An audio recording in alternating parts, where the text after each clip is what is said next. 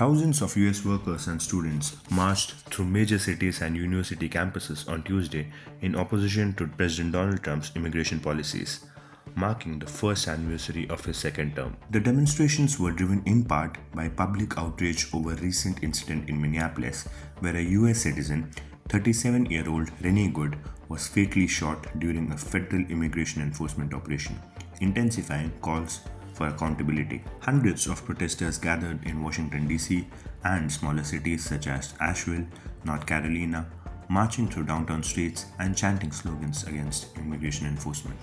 University students in Cleveland, Ohio, joined the protests, while high school students in Santa Fe, New Mexico, left classes to attend rallies against immigration and customs enforcement actions.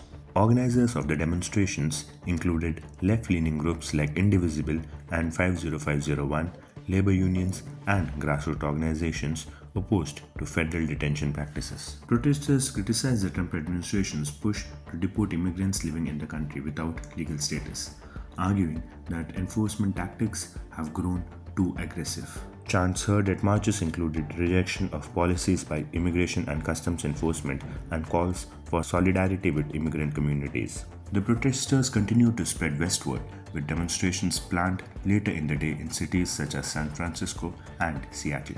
Supporters of the movement emphasized broader concerns about civil liberties, enforcement tactics, and the need for humane immigration reforms. From downtown streets to university campuses, the nationwide demonstrations reflected growing public debate over immigration policy and enforcement under the current administration.